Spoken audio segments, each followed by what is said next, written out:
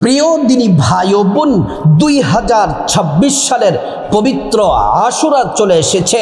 ও মা বোনেরা, পবিত্র আশুরার রোজা কয়টি রাখবেন, আরবি নিয়ত এবং বাংলাতে সহজ করে নিয়তটি আপনাদেরকে বলে দিব।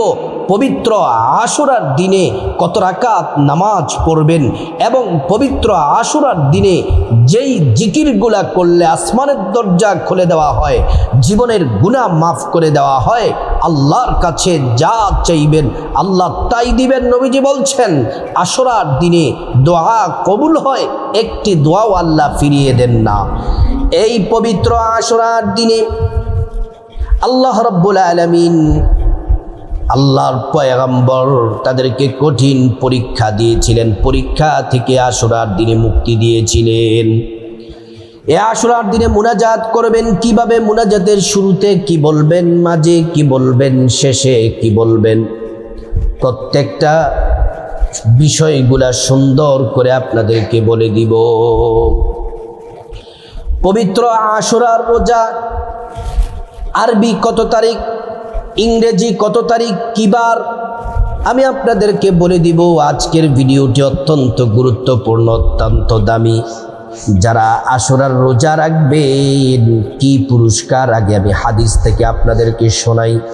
প্রিয় নবী সাল্লাল্লাহু আলাইহি ওয়াসাল্লাম বলছেন, সিয়ামু ইয়াউমিন আশুরা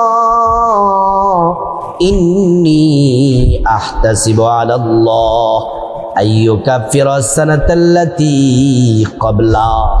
প্রিয় নবী সাল্লাল্লাহু আলাইহি ওয়াসাল্লাম বলেন, ও আমার উম্মত শুনে নাও, যদি তোমরা আরাফার দিনের রোজা রাখো, তোমরা যদি আশুরার দিনের রোজা রাখো, আশুরার দিনের রোজা যদি তোমরা রাখো, আল্লাহ তাআলা তোমাদের অতীত জীবনের 1 বছরের গুনাহ আল্লাহ তাআলা মাফ করে দিবেন। অতীত জীবনের 1 বছরের গুনাহ আল্লাহ তাআলা মাফ করে দিবেন। আজকে আমরা প্রথমে আশুরার দিনে ফজিলত আমরা জেনে নিব। 2 নম্বরে আমরা কিভাবে রোজা রাখবো, কয়টি রোজা রাখবো এবং আশুরার দিনে কত রাকাত নামাজ পড়ব, কি কি জিকির করব, আপনাদেরকে সুন্দর করে বলে দিব। প্রিয় মা বোনেরা আমার, রাসূলুল্লাহ সাল্লাল্লাহু আলাইহি ওয়াসাল্লাম আশুরার রোজাটা কি কতটা গুরুত্ব দিয়েছেন। প্যারা নবীজি সাল্লাল্লাহু আলাইহি ওয়াসাল্লাম 4টা আমল তিনি কখনোই মিস করতেন না। 4টা আমল তিনি কখনোই মিস করতেন না। 1 নম্বর আমল হলো, আল্লাহর নবী আশুরার দিনের রোজা তিনি কখনোই মিস করতেন না। আশুরার দিনের রোজা আল্লাহর রাসূল তিনি কখনোই মিস করতেন না। 2 নম্বর হচ্ছে জিলহজ মাসের 9টি রোজা মিস করতেন না। 3 নম্বর হচ্ছে আল্লাহর নবী প্রত্যেক আরবি মাসের 3টি রোজা, আইয়ামে বীজের রোজা তিনি মিস করতেন না। 4 নম্বর হলো ফজরের 2 রাকাত সুন্নাত তিনি কখনোই মিস করতেন না। প্রিয় মা বোনেরা আমার, কথাগুলা খুব ভালো করে মনোযোগ দিয়ে শুনুন। নবীজি আশুরার দিনের রোজাটাকে গুরুত্ব দিতেন, তিনি কখনোই আশুরার দিনের রোজা তিনি মিস করতেন না। প্রিয় মা বোনেরা, আশুরার দিন হচ্ছে মুহররমের 10 তারিখ। মুহররমের 10 তারিখকে আশুরার দিন বলা হয়। এই দিনে অনেক ঘটনা আছে, সংক্ষেপে আপনাদেরকে ফজিলতগুলা বলি। এই মুহররমের 10 তারিখ আশুরার দিনে আল্লাহ তাআলা আসমান জমিন তিনি সৃষ্টি করেছেন। এই মুহররমের 10 তারিখ আশুরার দিনে আল্লাহ রাব্বুল আলামিন আবার তিনি আসমান জমিনকে তিনি ধ্বংস করে দিবেন। কিয়ামত সংগঠিত হবে এই আশুরার দিন, মুহররমের 10 তারিখ।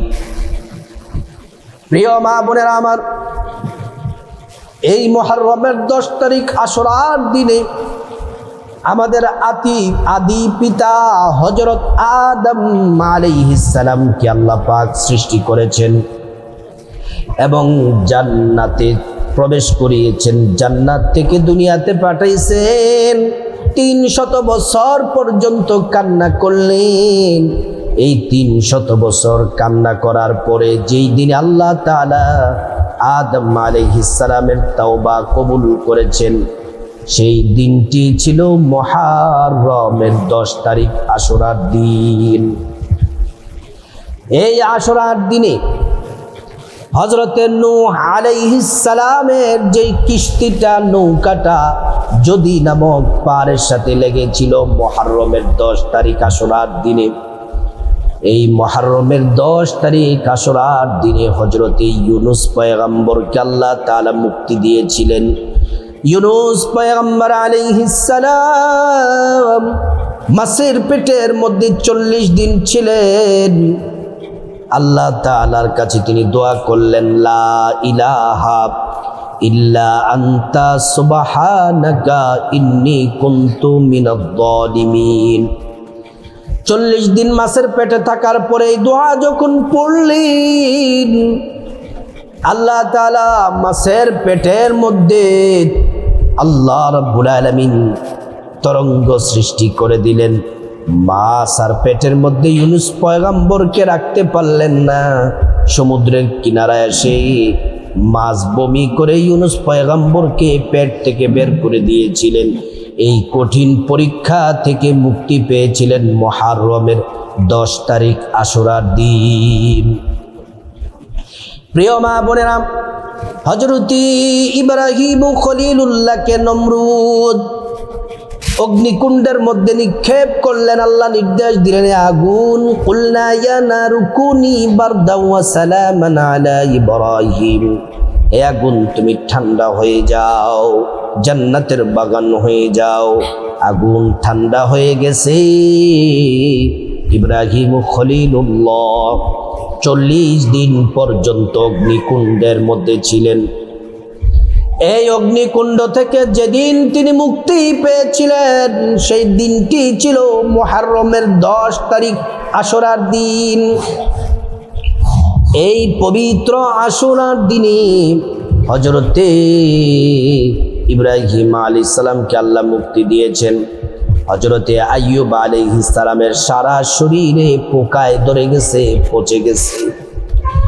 তিনি আল্লাহকে বললেন, রব্বি আন্নী মাসানিয়াদ দুররু ওয়া আনতা আরহামুর রাহিমিন। 18 বছর পর্যন্ত শরীরটা পোকায় ধরেছে। আল্লাহ জিহ্বা পর্যন্ত পোকায় পৌঁছে গেছে। জিহ্বা যদি পোকায় ধরে ফেলে তাহলে আপনার নামে জিকির করব কিভাবে? আল্লাহ খুশি হয়ে গেলেন। হযরতে আইয়ুব আলাইহিস সালামকে যেই দিন আল্লাহ তাআলা মুক্তি দিয়েছিলেন, সেই দিনটা ছিল মুহররমের 10 তারিখ আশুরার দিন। প্রিয় মা বোনেরা আমার, প্রিয় নবী সাল্লাল্লাহু আলাইহি সাল্লাম, আমাদের প্রিয় নবী মক্কা থেকে হিজরত করে মদিনায় গেলেন। মদিনাতে যাওয়ার পরে তিনি দেখতেছেন মদিনার ইহুদিরা মুহররমের 10 তারিখ রোজা রেখেছে। আল্লাহর নবী বললেন, মদিনার ইহুদিরা, তোমরা মুহররমের 10 তারিখ কেন রোজা রেখেছো? বলতেছে, আমাদের পয়গম্বর বনি ইসরাইলের নবী মুসা এই মুহররমের 10 তারিখ ফেরাউনের কবল থেকে সমুদ্র নীল নদ পাড়ি দিয়েছে, এজন্য শত্রু থেকে মুক্তি পেয়েছে, এজন্য আমরা রোজা রাখি। আল্লাহর নবী বললেন, ইহুদির থেকে আমাদের বেশি হক, কারণ মুসাকে তো বেশি আমরা মোহাব্বত করি।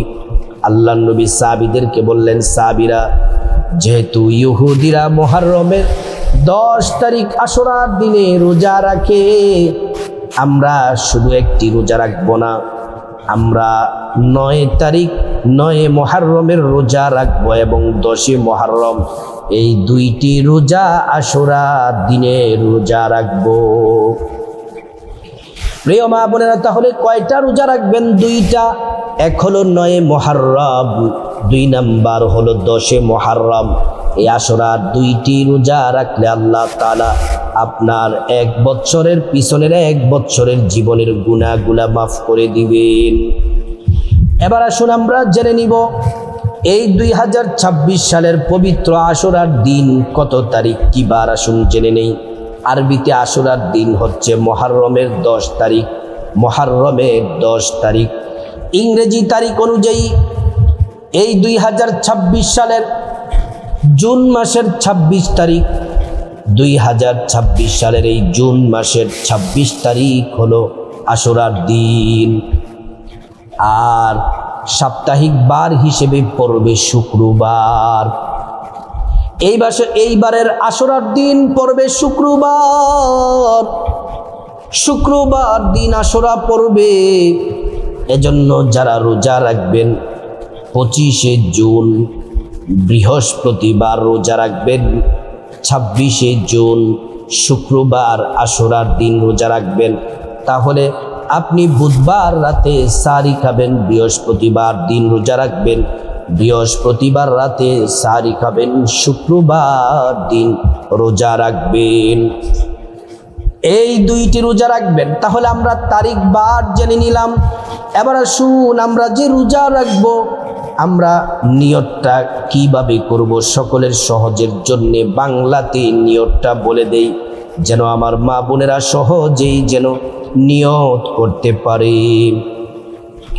নিয়তটা এভাবে করবেন, আমি আল্লাহর সন্তুষ্টির জন্যে আশুরার দিনের রোজা রাখার নিয়ত করছি। আরেকবার বলছি, আমি আল্লাহর সন্তুষ্টির জন্যে আশুরার দিনের রোজা রাখার নিয়ত করছি।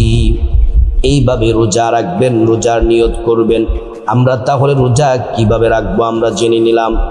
এবার আসুন পবিত্র আশুরার দিন 26শে জুন শুক্রবার আমরা কত রাকাত নামাজ পড়ব, কিভাবে নামাজ পড়ব, আসুন আমরা কত রাকাত নামাজ পড়ব নিয়মগুলা জেনে নেই।